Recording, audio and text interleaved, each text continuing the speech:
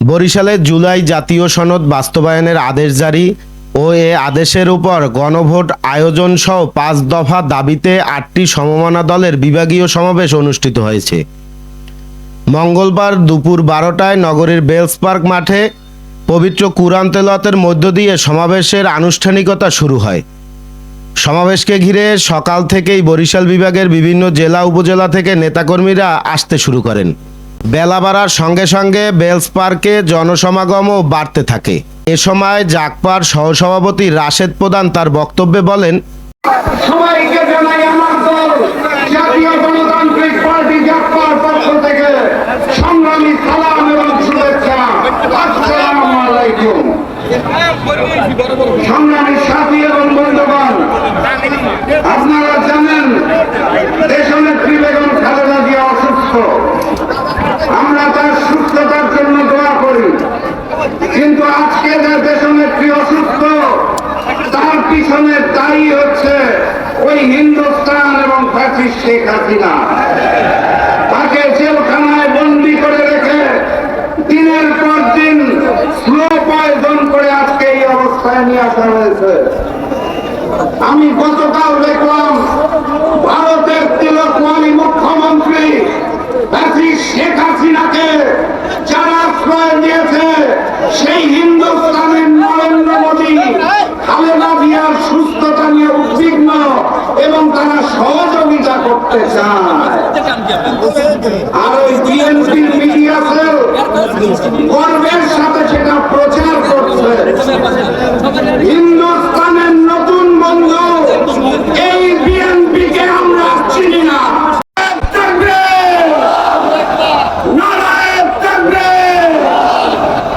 এই বিজয় ধ্বনি ওই হিন্দুস্তানে পৌঁছে গিয়েছে। ওই নতুন জালেম বিএনপির বুকে কাঁপুনি ধরিয়েছে। আমাদের সুনিশ্চিত বিজয়ের পথে যাত্রা শুরু, জীবন অথবা মৃত্যু। আসসালামু আলাইকুম। ইসলামী আন্দোলন বাংলাদেশের সিনিয়র নায়েবে আমির মুফতি সৈয়দ মুহাম্মদ ফয়জুল করিম তার বক্তব্যে বলেন, আজকে সমাবেশ প্রদান করেছে আগামী সংসদ ইসলামের সংসদ। আজকে সমাবেশ প্রদান করেছে বিগত দিনের যত বন্দোবস্ত ছিল সব মানুষ ভুলে গিয়ে নতুন এক সমাজের অপেক্ষায় আছে। সেই সমাজ ইসলামের সমাজ। কোরআন ও সুন্নাহর বিধান, কোরআন ও সুন্নাহর আইন বাংলাদেশে প্রতিষ্ঠিত হবে। কোরআন ও সুন্নাহর আইন প্রতিষ্ঠিত হলে সাম্যতা রক্ষা হবে, মানুষের মধ্যে বৈষম্য থাকবে না। বাংলাদেশের একজন মানুষ ক্ষুধার্ত থাকবে না, বাংলাদেশের মানুষ বস্ত্রহীন থাকবে না, আবার বাংলাদেশের কোন মানুষ গৃহহীন থাকবে না। যদি ইসলামী হুকুমত হয় বাংলাদেশের একজন মানুষও চিকিৎসাবিহীন মারা যাবে না ইনশাআল্লাহ। ইসলামী হুকুমত হয় তাহলে বাংলাদেশের মানুষগুলি সৈকত হয়ে আসতে পারবে। এই ভূখণ্ডের দিকে কেউ আঙ্গুল তুলে তাকাতে পারবে না। যদি ইসলামী হুকুমত হয় বাংলাদেশের একটা টাকা বিদেশে বাজার হবে না। ইসলামী হুকুমত হয় কোন জালেম বাংলাদেশে জুলুম করতে পারবে না। ইসলামী হুকুমত হয় বাংলাদেশের খেটে খাওয়া মানুষগুলি যারা শ্রমিক, তাঁতি, ছেলে, কামার, ঋষি, মজদুর, শ্রমিক, প্রত্যেকটা শ্রমিকের ন্যায্য অধিকার প্রদান করা হবে। আমার মা বোনের ইজ্জত আবরুকে রক্ষা করা হবে। বাংলাদেশে অন্যায় করে বিচার হবে না, সমস্ত বিচার হবে স্বাধীনভাবে বিচার করবে। বাংলাদেশে কেউ খাবে কেউ খাবে না, তা হবে না, তা হবে না। বরিশাল ৫ আসনের জামায়াতে ইসলামীর মনোনীত প্রার্থী অ্যাডভোকেট মোয়াজ্জেম হোসেন হেলাল বলেন, ৫৫ বছরে বাংলাদেশকে বঞ্চিত করা হয়েছে। ১৫টি বছর এই বাংলাদেশকে অবরুদ্ধ করে রাখা হয়েছে রক্তের বিনিময়ে। বাংলাদেশের জনগণ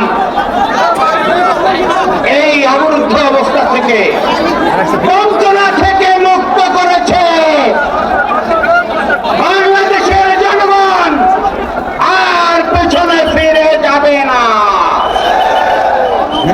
নতুন বাংলাদেশ গড়বে।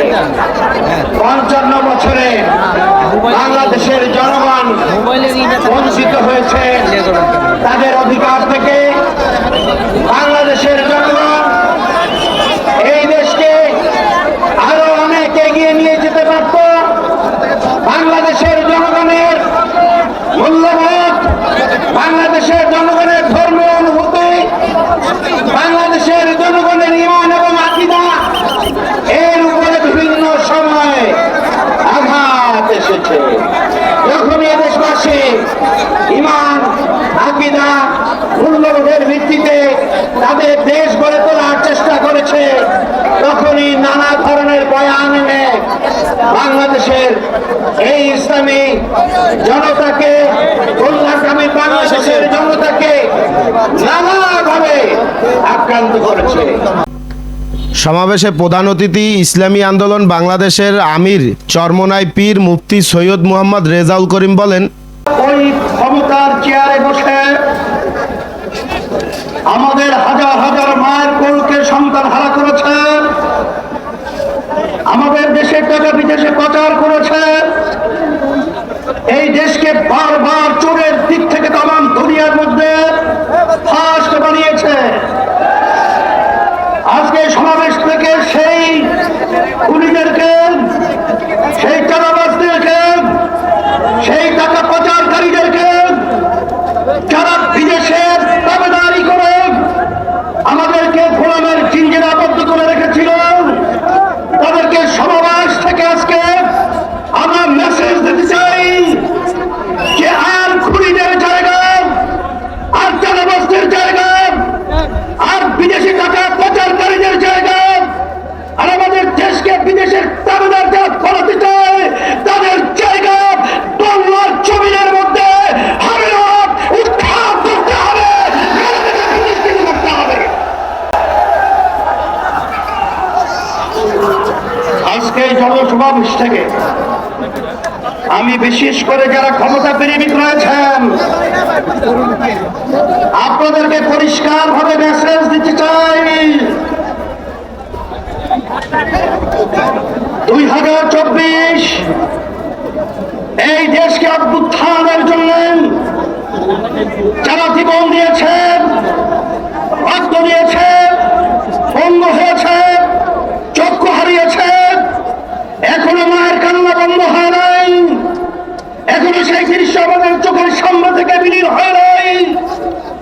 এরপরেও যারা নাকি ক্ষমতা প্রেমিক, যারা আমাদের বাংলাদেশের মানুষকে নিয়ে, দেশকে নিয়ে মানবতার বিরুদ্ধে যারা চাঁদাবাজ গল্প দিয়েছেন, যারা বিদেশি দাবিদারদের এজেন্ডা বাস্তবায়নের জন্য যারা আমাদের দেশকে অসুস্থ করার, অশান্তি করার প্রক্রিয়া করেছেন, ব্যর্থহীন কণ্ঠে ঘোষণা করতে চাই আজকে তাদের জায়গা বাংলার জমিনের মধ্যে হবে না, দেব না।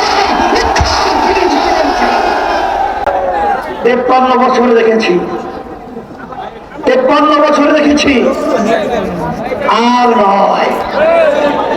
বারবার বারবার ঘুমটা বেঁধে টুপি মাথায় রেখে ইসলামের পক্ষে সুন্দর সুন্দর কথা বলে বারবার আমাদেরকে সিঁড়ি হিসেবে ব্যবহার করে ক্ষমতার মসনদে যাওয়ার পরে ইসলামকে সর্বক্ষেত্রে জবাইয়ের প্রবণতা আমরা বাংলাদেশে আপনাদের থেকে দেখেছি।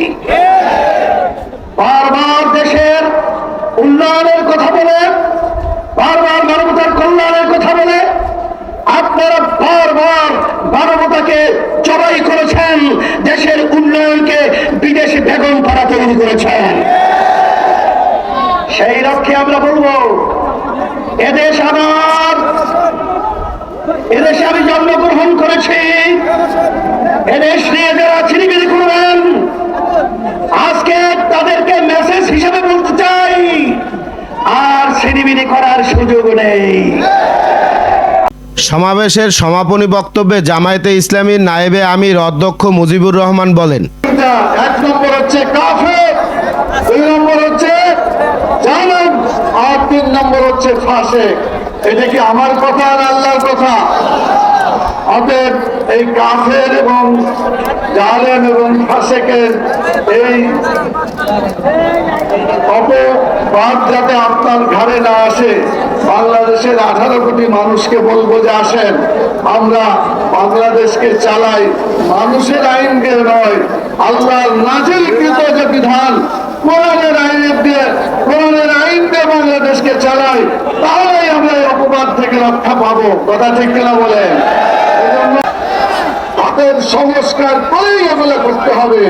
ইসলামের সাথে সংঘর্ষ আছে এমন বিধানগুলোকে বাতিল করে দিয়ে ইসলামের অনুকূলে যেগুলো আছে সেগুলো রেখে কোরআনের আইন অনুযায়ী সংবিধান তৈরি করা হবে।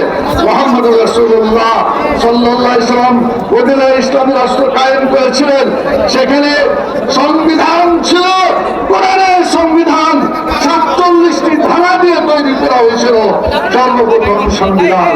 আমরা বাংলাদেশেও ইসলামী সংবিধান তৈরি করতে চাই। আপনার কি রাজি আছেন ইনশাআল্লাহ? এরপরের কথা বলি, সেটা হলো আগামী নির্বাচন যে আসবে, এই নির্বাচনে যারা অতীতভাবে অন্যায় কাজ করেছে তাদের কি অংশগ্রহণ করা উচিত? মোটেই না। ইতিমধ্যেই একটা দলকে কার্যকলাপ নিষিদ্ধ করা হয়েছে। এখন তাদেরকে যারা সাহায্য করেছিল তাদেরকে তো একই শাস্তি হওয়া উচিত। কথা ঠিক না? অন্যায় যে করে আর অন্যায়কে সাহায্য করে অপরের আলাদা সমান সমান, অতএব তাদের পরিণতি সেটাই হওয়া উচিত। প্রধান প্রদেশ থেকে দৃষ্টি আকর্ষণ করছে, আপনি এই কাজগুলো করবেন ইনশাআল্লাহ। সব শেষে বলে আমার কথা শেষ করবো, সংগ্রামী ভাই এবং যারা আমার এই কথা শুনছেন, অনুপস্থিত ভাই এবং বোনেরা, দুনিয়াতে আমরা বেশি দিনের জন্য আসি নাই, আমরা আল্লাহর কাছে ফিরে যাব। আল্লাহ যখন জিজ্ঞেস করবেন আমার দিনটা, তোমার জীবন বিধান কি ছিল, কোন আইন দিয়ে তুমি তোমার জীবনকে পরিচালনা করেছিলে, আমরা সবাই কি বলবো? ইসলাম। যদি বলেন কি বলবো? যদি ইসলাম মরার পরে বলতে হয়, জীবিত থাকতে আমাদের জীবন বিধান ইসলাম হতে হবে। ওটা ঠিক কিনা বলেন? সেই জন্য আজকে থেকে আমরা ওয়াদা করি, এই 8 দল, আগামীতে আরো অনেক দল আসবে ইনশাআল্লাহ, আমরা কোরআনের আইনের পক্ষে যে দল করে উঠবে এই দলের জন্য ঐক্যবদ্ধ ভাবে আমরা নির্বাচনী পরিচালনা করব। আপনার কি আমাদের এই জোটকে, আমাদের এই সমাবেশকে, আমাদের এই প্রচেষ্টাকে সফল করার জন্য